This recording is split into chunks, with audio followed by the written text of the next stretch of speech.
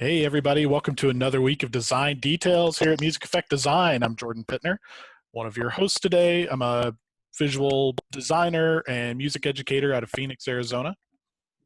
And my name is Mike Kruger. I'm also one of the hosts today. I'm out from Cleveland, Ohio, where I'm an educator, music composer, arranger, designer. Excited for tonight's episode. And I'm Holly. I'm a color garden instructor and music educator based out of Phoenix, Arizona. Cool. Sound is okay for you, all right? I'm getting a little Kanye West thing here for a couple people. Everybody else good? Okay. We'll just keep rolling with it. All right. Okay. It must just be my headphones. Cool. Hey, we've got a great program for you today. I'm super excited about it. We're talking a little bit about why we started this company, what direction we see ourselves moving into, and just a little bit more about who we are as a group of people. So we haven't introduced you two. We are introducing our two other board members today. They do a tremendous amount of behind the scenes and future development things. So I'd love the two of them to introduce themselves, talk about what they do and some of the things that they do also within the company. So Rebecca, let's start with you. Hi everyone, I'm Rebecca Woods. I currently live in the South Bend, Indiana area where I teach math at a community college. I also teach color guard at Gemtown High School in Elkhart. I'm originally from Texas, so grew up in the South, marching in the very hot sun for all the color guard activities that I did, including Texas-based drum corps. And I taught at a couple of different high schools in Texas, color guard, and also at Stephen F. Austin State University as their color guard coordinator for a couple of years recently as well. At Music Effect Design, I've been doing a lot of help with numbers and technology behind the scenes, including the creation of our website, musiceffectdesign.com. Awesome. I am Tori. I am currently living in Indianapolis. I am a special education teacher at an elementary school in Brownsburg, Indiana. I also work with their fall guard and their winter guards, which it's like kind of like a dream to me, like being able to work at a school and teach their color guard at the same time. It's been awesome. Here at Music Effect Design, I am supporting the social media, and I'm kind of working on some student-based projects that are coming out in the next couple months. So cool. Thanks again for being here, to the two of you. Seriously, like, it's great. Like, I know you two do a ton of behind the scenes things and some things that, like I said, we haven't even introduced yet, but I'm super excited. So Music Effect Design, or MED, as you'll hear us call it at times tonight, was, I mean, to me, it's been like a mini year development thing. So I'm going to start with, I want to start with a little bit about how we met. And I'm going to ask each of you to think about who's the first person among the five of us that you remember meeting. For some of you, it'll be pretty easy. For some of you, I don't really know. But we all met, I think, in the same place, right? None of us met anywhere different. We all met at the same place. And I'm curious kind of what our first interactions with each other are like. Does anybody want to go? Anybody want to start? I remember meeting Holly first. I started at Fred J. Miller Summer Clinics in 2012, and Holly joined me in 2013. So I remember just thinking she was adorable and quiet, and I got to know her, and she is not that anymore. Quiet. Now she is vulgar and loud. Oh, she's awesome. Yeah, ditto. I met Tori in 2013, and the rest of the team followed in pretty soon after that. So I thought you were dittoing the adorable and quiet thing. I, like, I don't think I've ever heard anybody call Tori quiet ever. No, Never it's one not accurate. I'll keep with the chronological train. Tori was the first person I met. I don't know if you remember this or not, but like, I got the job at FJM Summer Clinics. It was, am I right, 2 years after Tori, 1 year after Holly. So I was like the third of us to trickle into the company. And I got the job like 5 days before the summer started. And like, we traveled to Dayton, Ohio, and we like lived there for, 7-8 weeks, depending on the summer. And so I like walked into the front door. I had no idea what I was doing or where I was going. I don't think I was on any of the like emails because I was so late getting in. So I just walked in, and like that door to the conference room was open. You could see it through there, and you, Tori, were like hunched over, like whispering to somebody. I don't know what you were doing, and you just turned around and went, "You're Jordan," and ran to me. So That checks out. I believe every part of that. Yeah. Tori makes it a goal to memorize everybody's names before they even get there. So cool. Anybody else remember? Who's next? Well, Mike and I started the same year, 2016, so we Right. entered a couple years after this. I'm not sure who I remember meeting first, but I know I talked to Holly first because she was kind of in charge of the color guard. And so I was messaging her, asking her all of my, I don't know what I'm doing, help me questions. Yeah. And then she ended up being my roommate actually in the apartment. And Tori crashed on our floor on an air mattress. And that's pretty much how I remember meeting Tori. I'm pretty sure she was just asleep on an air mattress. Just like appeared. And I was She was just sleeping on the floor of my room. That's how we met. pretty sure. Cool. Mike, do you remember who you met first? You know, no, I have to tell you the first, the first, you know, I, like Rebecca said, came in 2016, and so you guys already knew each other, but we were that rookie year. I remember there was like 20 people who I didn't know anyone, and it's extremely overwhelming at first because these people are very friendly and they want to get to know you. So you walk in and they're like, "Hey, what's up?" You're like, so I don't really remember who's all first because I think now Tori, I met you at Walsh. So Yes. I remember you weren't with us that summer full time, but you came to Walsh that year, and I just so happened to be teaching that one. So I happened to meet you for that one. Yeah. So I remember that. I remember being like, the two of us just met and we laughed that entire week. Like, I don't think there was one point, Mike, where we weren't giggling about something. So that's my first impression of you, was just like laughing hysterically all week. Well, a horrible, wrong first impression. I don't like to have fun. Incorrect. Yeah, no, I remember having a lot of fun at Walsh. I remember that was the first. Well, with respect, I only had Wright State 1 to compare it to at that point. So Walsh was a lot of fun. Yeah, so I think, out of everyone here, Tyler, I remember meeting you and knowing you by like week 3. And Rebecca, I remember meeting you early because you were one of the new ones. Jordan, you were like the people who took me a while to get to know. I remember. And now you're bestest friends. No. What? Best friends that anybody could have. Ready, you can have. Yeah, right. Right. No, Jordan, it was like, I think our friendship really happened kind of in like later July. That's interesting. For some reason, that year's hard for me to remember. So I'll give some context to anybody listening, because we're talking like war stories and like things like that. And we've talked a little bit about FJM before. We've had some guests that are related to the company on. But I'll say, like, basically what happens, like I said, we moved to Dayton, Ohio. We train for a week, and then we go all over the country in different groups. So we might have 3 camps going on, and there's, I don't know, 40 of us, and 15 go to this big camp in Michigan, and 10 go to a camp in Ohio, and another 15 go to like Texas or something like that, right? So we're all kind of splitting up.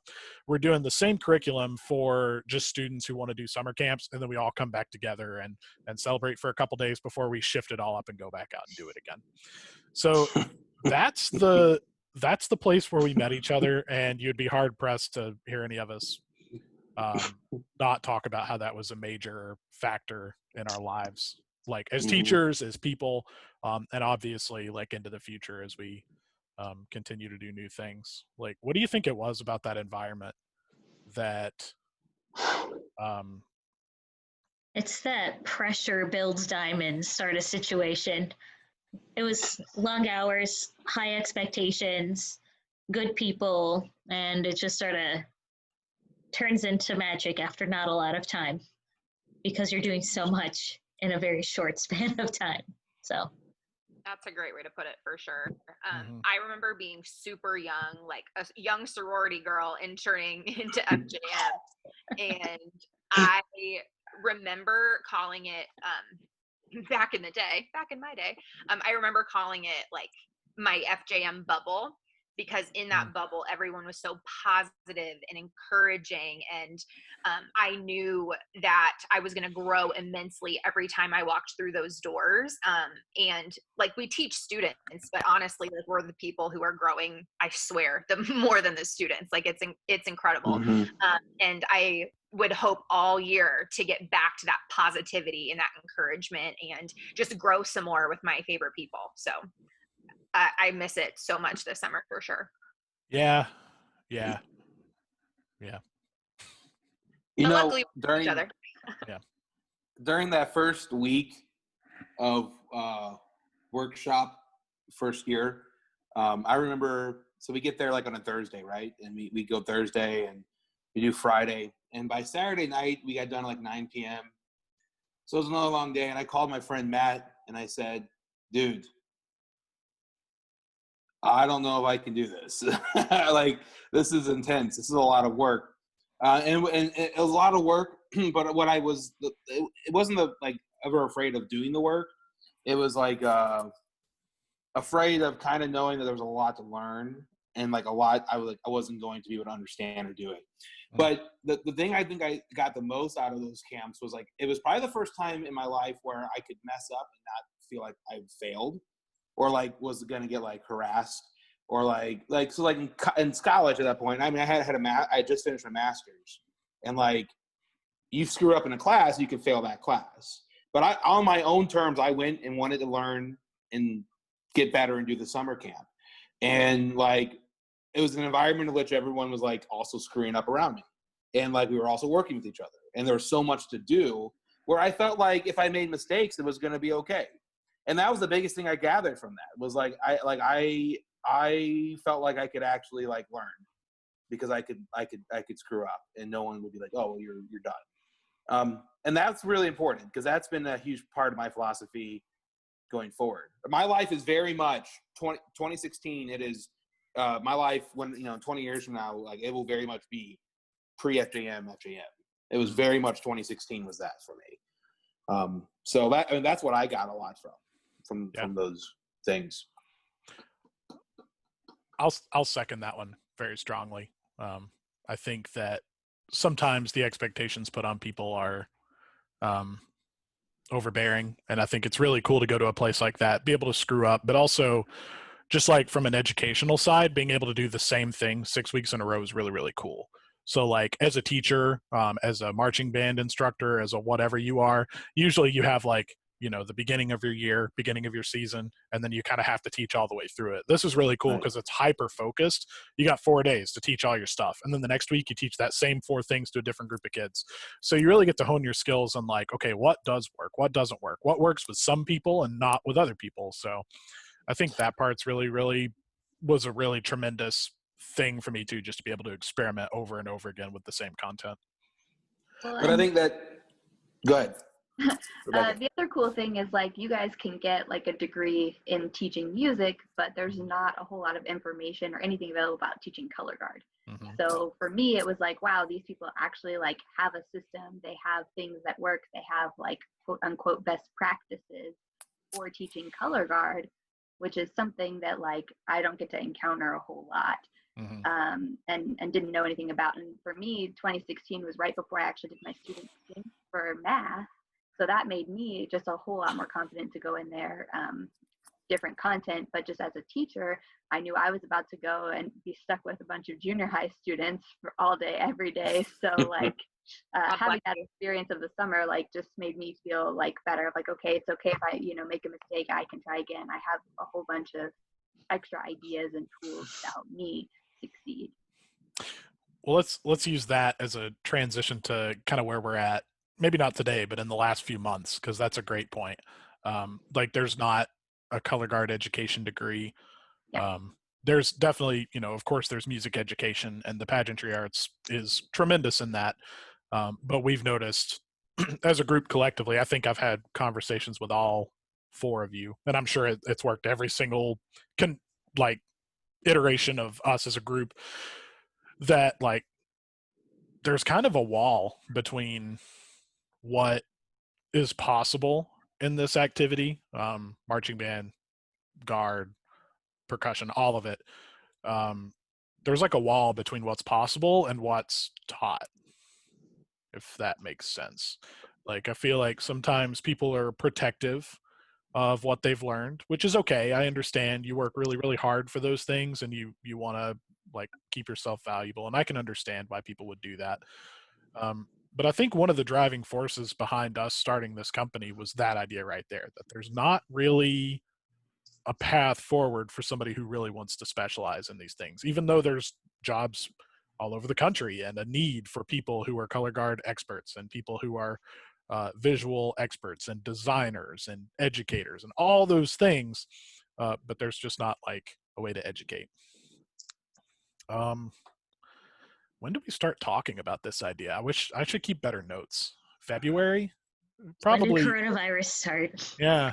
Well, I remember, like I talk to Jordan every day of my life, but I remember like last year, you had these ideas of starting something bigger, starting something that could reach more people, start something that was just rooted in education.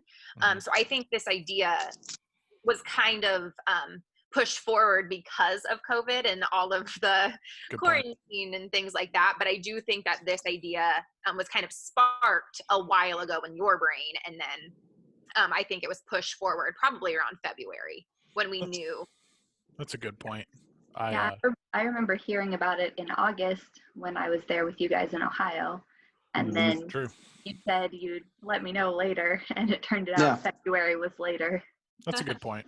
It's easy to like, I guess I've kind of had, and I think several of us have, like just dreams of kind of big things like this for a long time, of like, hey, what's possible? And it's easy to kind of forget that those ideas are what really sparks action, you know? So that's true. Mm-hmm. I turned 30 in February, and it was like right before the ball dropped everywhere. Like I remember we had a big get together. Like a bunch of my friends came across the country. Rebecca and Mike weren't able to make it, but and it's kind of a bummer because that was like the last week of Real World. But that's funny. Yeah. But like I remember going to the airport to pick up Tori. It was like 1 a.m. or something obscene. Yeah. And I remember like I was outside and there were all these people in masks. And at the time I was like, that's so weird. There are people in masks. And now it's, just normal life. On my flight, I was like, this is very strange. I don't know why people are getting out, like, what's happening? And then like 2 weeks later, I remember I caught the flu like right after I got back from you guys, but was it? Who knows? Yeah. So, yeah, I think we really started having serious discussions end of February, beginning of March. We started talking about this. Of course, everything's shutting down. Like, what better time is there? And I think that was the thing we all said. So I think even now those are our goals. Like how do we help people specialize in what they're passionate about? And most of the things we've done so far have been really targeted at the director level, at the tech level, the people who are kind of like in charge of the program from a directional standpoint. To give them the information that we need. We've done that in a lot of different ways. Mike, we've talked about designing for Zoom All East's program, for months. That's literally what we're using for this show. Right. So we've been talking about that a lot, but talk to us a little bit about, if we pull this off, like good design for directors and staves, as I like to say, how do we achieve that as an organization? Oh, okay. Good questions. All right. We're going to go right into it. So we've been using Zoom All East as a formula for like our design shows, because in many ways it's kind of, but none of us have our ensembles or ways of really teaching to our students directly in some ways too. So what I mean by that is, there's a lot of things that designing a show can be useful for. So, and there's the first aspect, which is like obviously the educational impact, right? So like creating great musical arrangements and shows and show design to teach our like the students. That's really important because ultimately that's the content of what like that's a textbook, but it's for performance, right? So I mean, so like it's really important that we deliver a great product there, but also like the behind the scenes operations is really useful for other staffs. I did it too, but for other staffs and teams to be able to gain like knowledge to like how we do what we do. And so so there's even more to that. I mean, we can offer insight into one-on-one like composition lessons and how does it really work to like notate what's in your head. And so like from the music side of music effect design, from the music standpoint, we just want everything that we're doing to have some kind of connecting point to like a greater value. So as long as it's having that, we're going to be pretty happy, right? So if we can say, well, the focus of this is to really be educational, focus of this is to, which I think everything we do will be that. I think everything we do will have some educational value. But then there's like another tier, like, are we doing it for the student performers? Are we doing it for the academic? Are we doing it for the director? Are we doing it for like what level there? So ultimately, I don't know if I'm answering anything you asked, but am I? I mean, is this what you're looking? Okay, cool. This is great. Yeah. Yeah. I'm just rambling, but also ultimately, here's our real hope is to have a catalog of music for anyone in the country to be able to have access to for a really affordable price. That's like a custom written show that fits your needs, that is as good as anything you can get, that anyone can get access to. That's really important. So I look at it this way, like if this is where like, say this is like the playing field of marching arts right now. This is as good as band gets, as rough as a show gets. I'm not as concerned about this. I'm really concerned about this, right? I'm really concerned about bringing up the game by the average of what we do by bringing up the bottom and like letting that musical access really like their musical access drive our art. So like I really believe that if more people have access, our art gets a lot better because why would it not? More people have more access to quality. So Right. of course it's going to get better. And so I just, I'm not convinced that it happens if we always worry about the best of the best. Mm-hmm. So that's kind of where my head's at. I think that's going to help dictate a lot of kind of decisions. I've gotten really hooked on the phrase "a rising tide raises all ships." Is that right? I said I've been hooked on this and then couldn't think of it.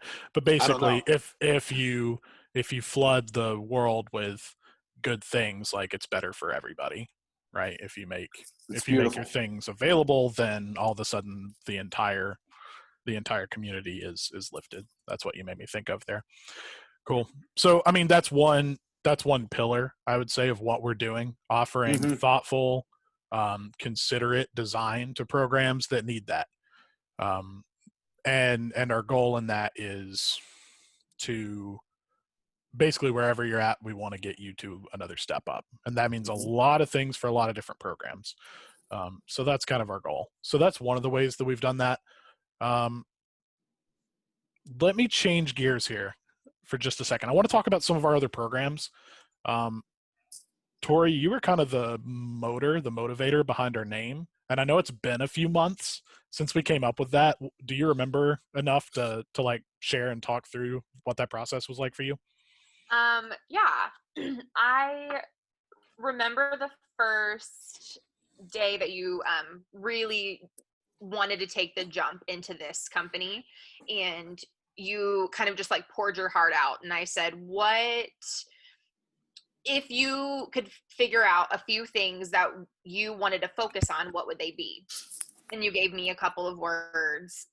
So I kind of based it on those words. I wrote them all down and I thought about it for a really long time. I remember Holly and I were like, Jordan, cool, you want to start a company, but you need a name. That was Jordan. I don't care. You're like, no, you need one. That was one of my favorite parts. But I remember writing all the words down that like you really wanted to focus on. And at one point, Mike, Holly, and Jordan invited a few of their friends to watch one of their like beginning products, like one of the beginning videos that they made. Just listen and give comments and see what it was about. And the things that kept coming up were the music aspect of things, and how to design shows and the design aspect of things, but then also the effect of how that all works together. Now, I will say, I also had words like education, because everything that they were doing was rooted in education. We were talking about how to get to mastery. How can even like out of college band directors, how can they achieve mastery with their brand new groups? Like that was a comment that got brought up. So really just thinking about what we wanted to bring to the table, and out of everything that we were going to do, in the marching arts community, that all is rooted in music, in the effect, in the design, and really just focusing on the education of that, not only for the people teaching it, but like Mike was referring to, like once we get to reach the directors, we're really going to be impacting the students as well. So I remember presenting it to everyone and being very nervous about that, because I like put the words in different orders, like design, effect, music, but then DEM was something on, I don't know, dance, electric music. I don't know. It was something silly like that. I didn't want people to like EDM, look yeah. it up online and that. So it was kind of strategic too. But gonna get a cease and desist EDM. from we got sued by Daft Punk right out the gate. We only lasted 2 months, guys. It's been real. Go down with the EDM ship. Yeah, I mean, That after shit went down listening, 10 years ago, okay? No.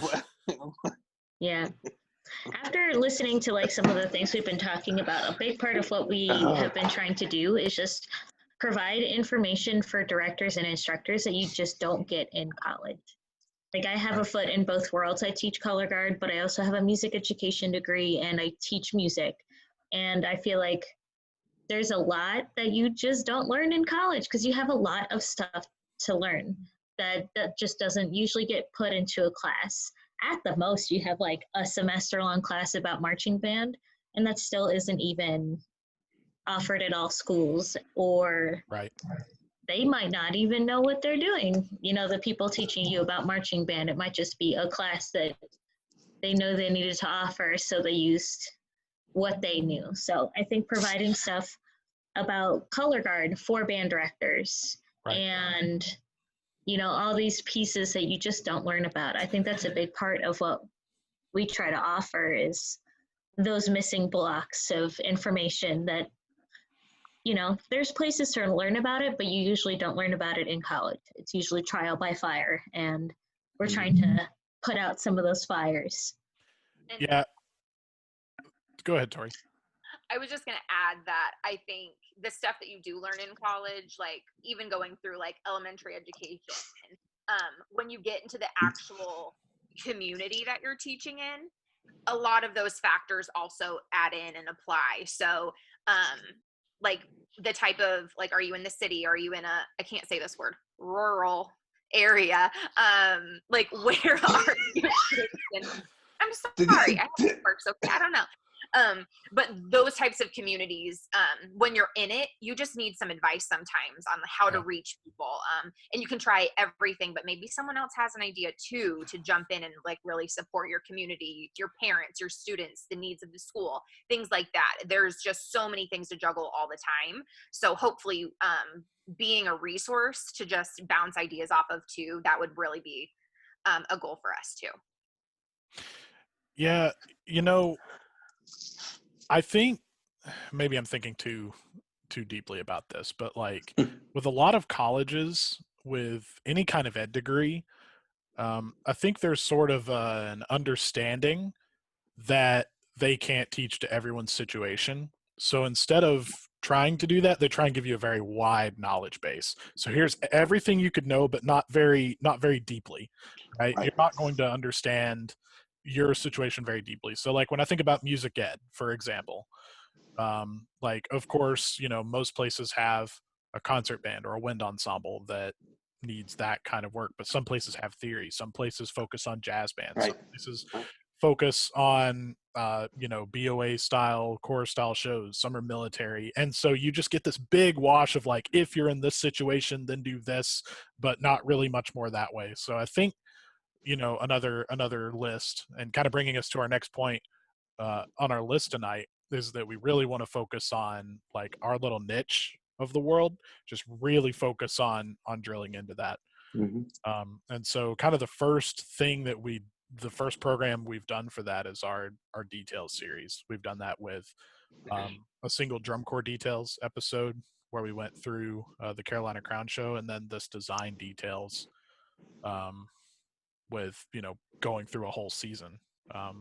That wasn't the original plan, but we realized that it was time. We were like, hey, what if we do this thing where we simulate a season? I think it might have been Mike that came up with that idea. He was like, what if we like show the whole season? And they were like, cool, when do we do that? Right now. Well, we're writing the show right now, Yeah. so let's do it. Right, because like it doesn't make a whole lot of sense to do that in September. Right? When like nobody's designing anything. Right. Like we're like, we got to do it now.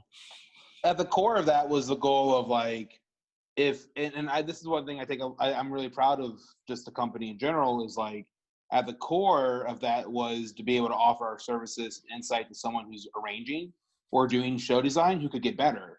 And we saw that with Tyler, with our student episode. Right. When he came on, he talked about how that specifically helped him. And so like there's music that's for 100 high school students in Ohio next year. So 100 high school students in Ohio are already going to get a better product next year from doing that design segment. And so it's already worth it. And so that's why we did it. Was like when we were like, okay, let's do it. Was like, well, what if someone does tune in, right? Right. And that was cool. So that was the whole goal. Yeah. We turned that around pretty quickly. Like a week. We had the whole thing planned out. We had about a week to do that. Yeah. We recorded our drum corps details thing. I think it was a Friday and Saturday, and then I think had a lot of great reception from that. I had a couple of band directors text me, and they're like, "Hey, that's really great. I'd love to see a little bit more about what the planning stage looks like." And I think you had some similar conversations with people, Mike. I think ultimately we came down to the realization that just exactly what you said, Mike, that students are going to be impacted if we do this thing. Yeah. I have to say this because I feel like giving credit where credit is due, but the whole idea of this series came from a Kobe Bryant series on ESPN last year called Details.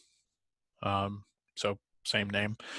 And I just recommend that everybody watch that. It's just amazing, like watching the way that he can break down how the weight transfer of somebody and like what hand they have the basketball in, how that affects the way that they move around players is amazing. And that's what I'm talking about, that like depth of knowledge. Like does Rebecca as a math teacher need to know about weight distribution in basketball? Probably not.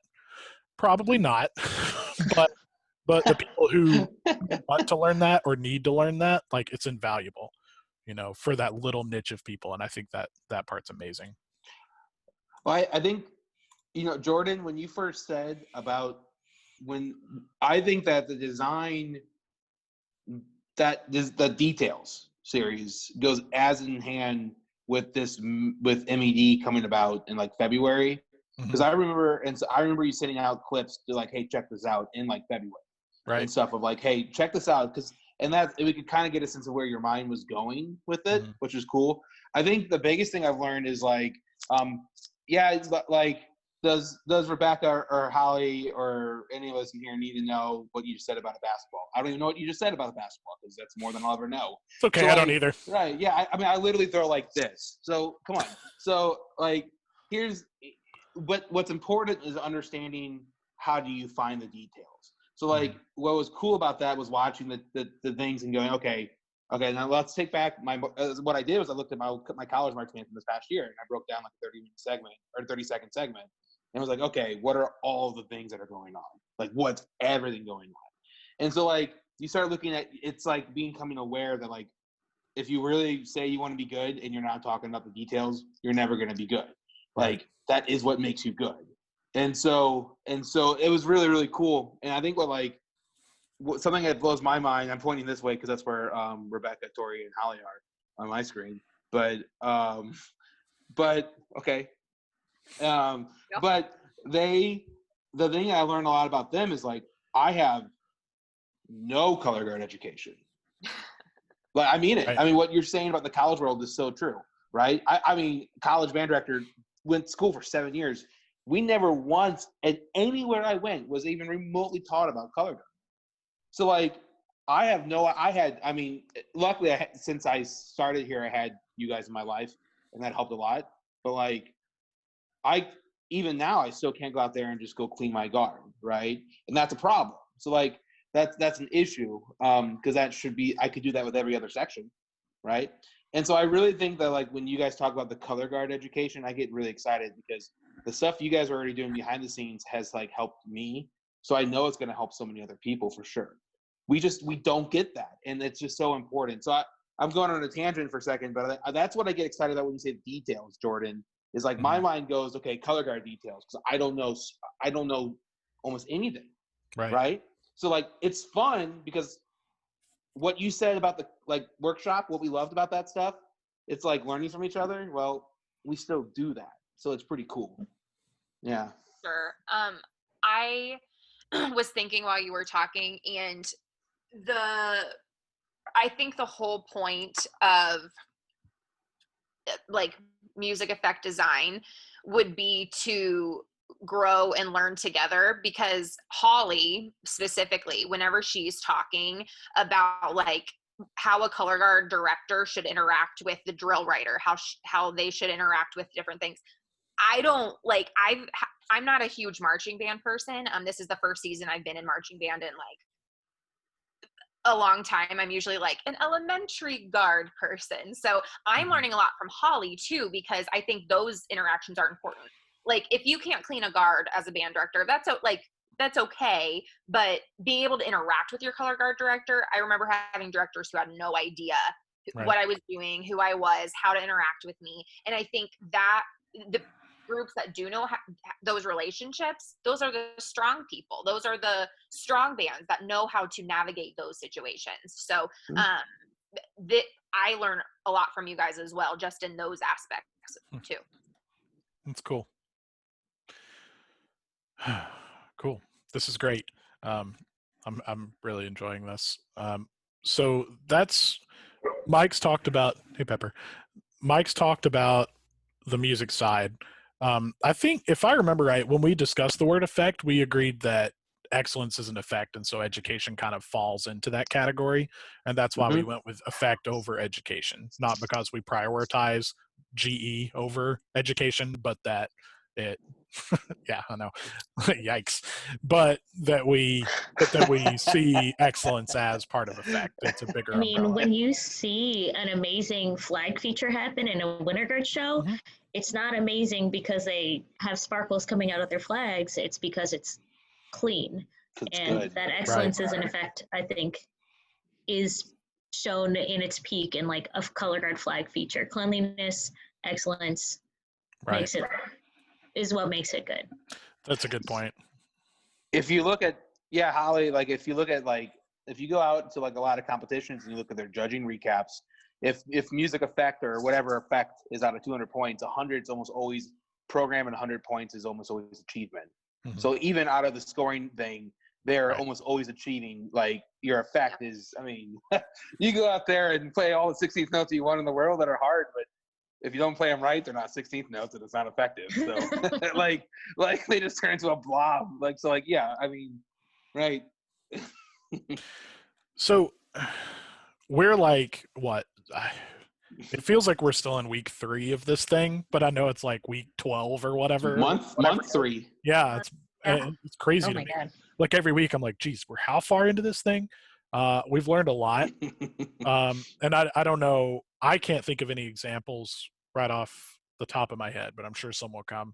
What are some what are some pointers if somebody really wants to go put themselves out there and start a business like this, or some kind of resource for people? Like, what's something that one of you has learned that would be really valuable to have known up front? Can anybody think of anything? Talking to people helps, even if it's just like bouncing an idea off of somebody, or just like having somebody to vent to or think out loud to. I know that one time I was talking to Rebecca about like a paperwork thing, and I just needed somebody to tell me that it was hard and confusing and it wasn't just me. So having somebody to help you know that you're not alone in a thought process is beyond helpful. That's a good point. I think that lends to diversification among people too. Like when I originally started imagining this idea, I was imagining me running a company by myself, and I started sketching out everything that needed to happen. I was like, oh my God, this is so much. Like there's 5 of us that are a part of this thing, like at the program management level, or company management level, I guess I should say. And I think the things, like, we have a lot of overlapping skills, but the idea is that we have this complete picture we want to paint. And even though we have overlap, there are places where each of us kind of covers a section that nobody else can. For sure. So just find people that cover your blind side. That was adorable. I think another, this is kind of more on like the hippie side of things, but know that what you bring to the table is valuable. I think a lot of us are like, well, I'm not a master at this, so my opinion isn't valid in this. And that's just not true. Your views on things can then impact others in a positive way, even if you haven't marched drum corps for 5 years. Like, I never marched drum corps. I just know the education behind it. So maybe my skills aren't the top notch, but I do know something else. So just because you don't think you're the best at something, that doesn't matter. You're going to be valued in this community because of your knowledge. Mm-hmm. Well said. And something we talked about too is like with getting our name out there, because in the beginning we were like, how do people know that we're doing these great things? How would they know to show up? I know like our first approach was just like mass invite everybody you know on Facebook. Yeah. And then we talked about how like that's probably not the most effective, and maybe we should be like actually reaching out to specific people and stuff like that. And I think that was kind of a game changer for us, of thinking about, would this person really connect to this material or whatever, and just trying to be like, I guess, more targeted with our approach to the audience. I think that's one of my favorite things about this program so far, is that I think every single week we've asked, well, how can we do X better? Whatever that is. We're just like, this doesn't feel like, it feels like we have the right taste. It feels like we have the right voice to say the things that we want, but how do we do this in an effective way? How do we do it in a more effective way? And we have those conversations. I seriously think like every week or multiple times a week. I'm obsessed with those conversations. I love those. All right. I'm gonna open this one up to the 3 ladies, because all 3 of you have been really focused on future projects that are coming up. And you know, we believe in transparency. We're not trying to hide anything, but sometimes things aren't like ready yet. We're focused on other things. We've been focused on directors, on designers, on people kind of at the top level, because we think that the ability they have to influence students is great. Do any of you want to talk a little bit about kind of our goals and actual student-centered, student-focused things that we have coming up? Yeah, sure.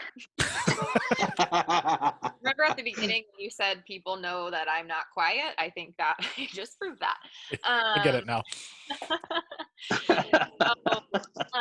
Specifically, there are a few things that I know the 3 of us have been, girls only club is what we were calling it, but We're all three color guard people, and we all three kind of value leadership as something that's important to a program. I'm not saying the other two don't, but we have been working on ways to get content out for students, so that a director can use for their programs. Like, so I grew up in a family where my dad was a band director, my mom was a color guard director. I was literally born into this community, whether I liked it or not.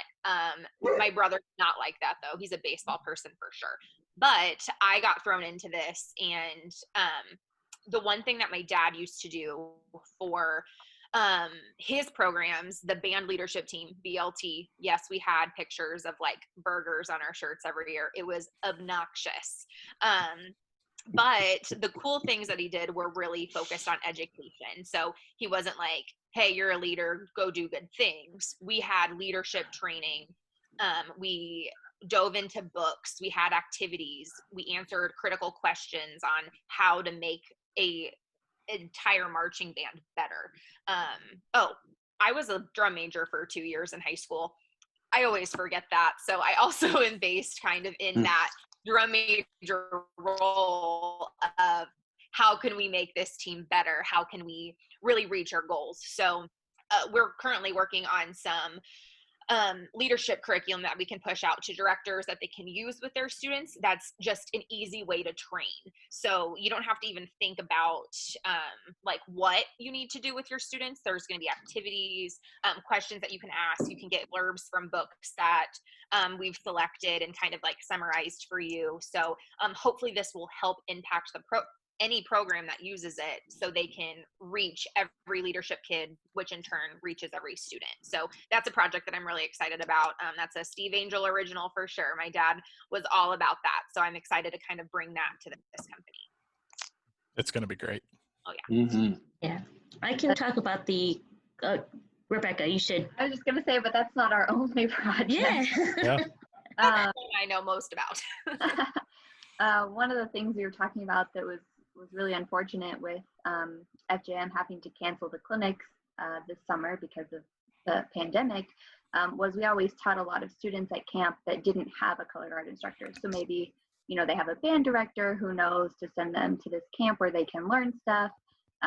But the band director doesn't necessarily know a lot about color guard. So it's really just up to these students to like be in charge of their program for themselves. So we wanted to develop some resources that would help the students directly, as well as any color guard director that needed just some more information. So we were just trying to put together some ideas on a color guard curriculum and ways to help them. And of course, you know, it's the three of us. So we started with our basic level of technique. We have to make sure that we have a good solid technique on any and all equipment before we can really move forward into anything else.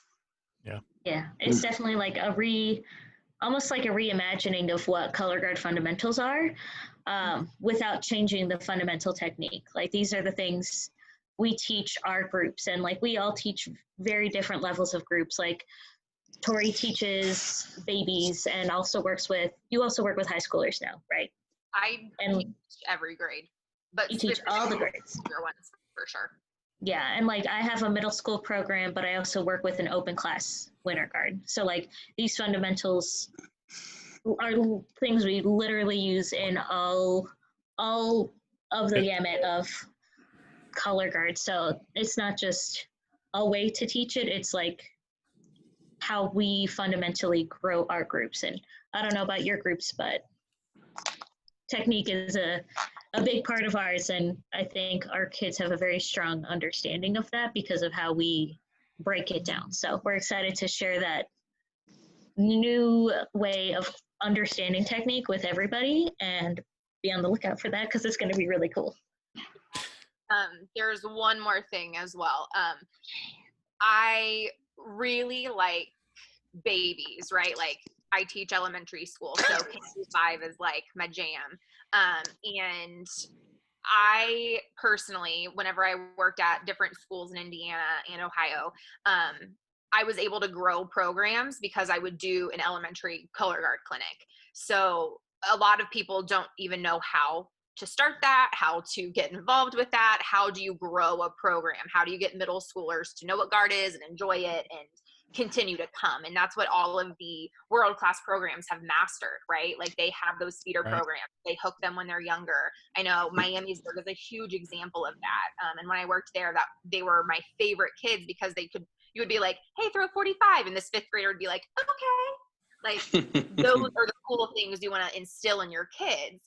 And I think that we kind of have a good way to start growing those programs who know that they want to grow. They want to continue to reach as many students as possible. So we have some ideas there as well. It's going to be great.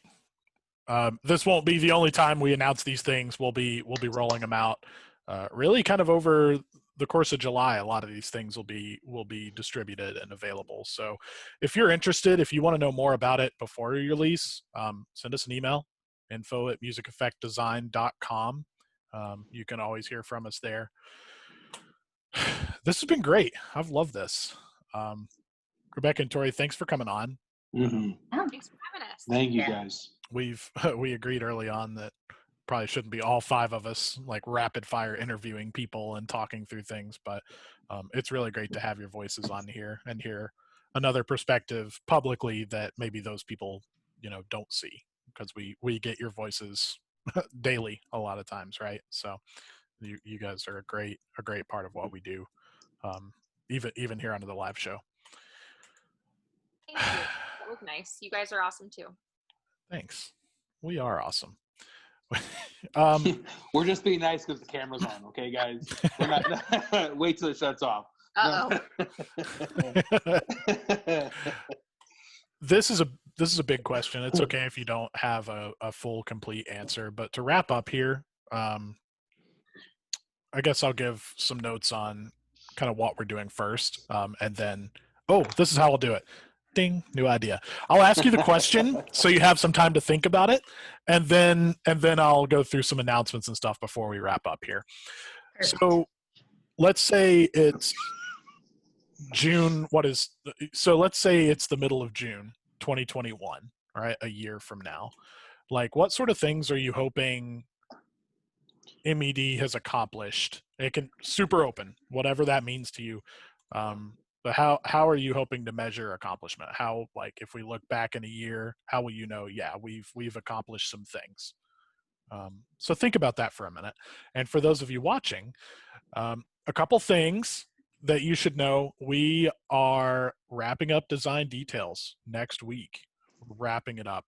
We've noticed as we've talked to Mike, as we've talked to Holly, as we've talked to Jeff, when we talked to Jay Reese and Jeff Queen, like everybody we've talked to, there have been some words and some things that have come up over and over again. So we're going to wrap up design details by talking about, in the grand scheme of putting a show together, what are some things that are universally important to every group, to every designer, to every educator, to every student. And we'll talk about what some of those underlying things are, what they mean to each of us, and how we push those forward. So that'll be next week, and then we're kind of wrapping up. We had a great episode of Stand with Tajari a couple weeks ago. We do have a few other guests lined up as we finalize dates, because we're being accommodating with their schedules. We'll announce those as soon as we can. But know that probably not this week, but more likely the next week after that, we're going to start having a few extra episodes of that as well. So stay tuned. And then the last thing, I'm just going to go ahead and put this out here because I just want people to know about it sooner than later. Next month is MED month. And what that means, MED month is going to be the whole month of July. We're just going to focus on being better people. All right. And what I mean by that is, like, you've probably got some sort of goal that you want to accomplish before school starts back in the fall. July is a great time to do it. It can be marching arts based. It can be, hey, I want to arrange a tune every week. It could be, hey, I want to become a drill writer, or I want to be a better educator by reading more books. But it doesn't have to be music education based or pageantry arts based. It could be like, hey, I'm too tough on myself. I want to be nicer to myself and catch up with friends. It can be, hey, I want to read more books because that's a good way to, like, get away from the TV and, you know, make progress in my life. Whatever that is to you, join us at the beginning of the month. We're going to set up some groups, some accountability groups. And we're not going to like punish you if you don't do it. Like, that's okay. We don't always hit our goals. We're going to be nice about it. But we just want a format where we can all come together and get just a little bit closer to our goals. So we have a lot of stuff coming up. We'll be posting those on our social media pages as we go along too. All right, who's ready? Holly's ready. I'll go.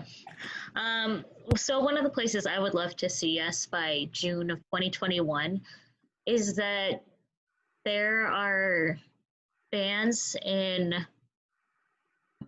like a lot of states that are using part of what we provide to help make them better as instructors or help make their students better, whether it's the color guard curriculum or a new leadership curriculum or consulting from us. Like, there are programs using information that we have to help make themselves better. Good answer. I definitely think by this time next year, it'd be cool if other people are really wanting to get involved. So yes, like getting our advice, using our services, whatever those things mean, like what Holly just said, but also other people like asking to come and share stuff on your show, or you know, asking to be able to write on our blog, because we've sort of become like a center for information, and other people sort of taking notice of that and realizing that as long as their goals align with ours, that we would be a good place to help share other people's ideas as well. That's great. That kind of goes segues perfectly kind of to what I was thinking. Rebecca, I want there's a couple things that will make me really happy next year, but two big things. I'd really love to have a couple arrangements available through MED of student arrangements that we help people to promote, that they make, and we help promote on our platform for them. And the other aspect is I really want to see us have, like, from the music arranging side, or from the music side, is like, I would love for us to be able to keep people who we write for now involved with our company and make sure that they are enjoying what they get. But I would also love to be able to get someone involved with our company who none of us are associated with it at all. Mm-hmm. Someone who likes what we do and takes a jump and a risk at our company. But I'd also love to be able to get, this is more personal, maybe a band or something that I used to, or one of us used to work for, to come back and see what we have now. So that's kind of what I hope. I think if we see those things, I'll feel really happy. Ditto. All right. All of those are really good. I was going to say the same things, reaching as many students as possible, reaching as many people as we can. I know we have some plans to reach out to a whole bunch of states, so hopefully we can have contact with a few different people in different states that we don't have contacts in. Mm-hmm. That would show that we're reaching other people other than like the people we know like right now.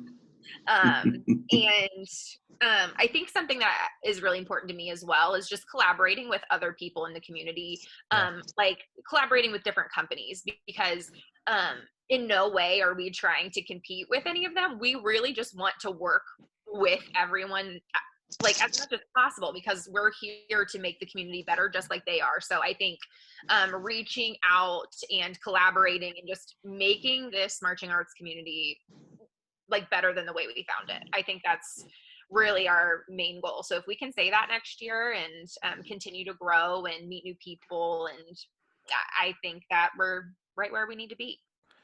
That's a great example of a rising tide raises all ships. Like, having extra media doesn't necessarily mean it's taking away from others. It's actually could be bringing more people in to everybody. So fully agree with that. Yeah, I don't have much more to say. I would love in a year to see people saying, you know, because of the things you offered. And that could be our video series or any of the things, you know, that Holly mentioned, or just any of it. I think that's what means the most.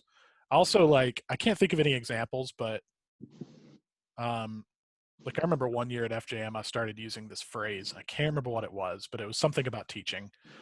And then the next year I like heard, Eric. right, I know. But then the next year I started hearing young people just like using that phrase already, like something I hadn't taught them. And I was like, yeah, like not necessarily because like I said it, but because like I thought it was good information people needed to know, and now it's being like disseminated across the staff. You know, I'd love to see that kind of thing happen across the community as well. Like, hey, we have this good procedure. Let's see it kind of catch on. What's that phrase? Stealing is the biggest form of flattery. Mm-hmm. Yeah, absolutely. Cool. That's what I learned in jazz improv class, at least. And yeah. For sure it's Cool. not hydrate or dihydrate, because that's a That was Marching Man class. That was outside in Phoenix in June. Literally. All right. Hey, thanks everybody for watching. This has been a great episode. We're going to see you again next Friday, so be there. Bye, everybody. bye.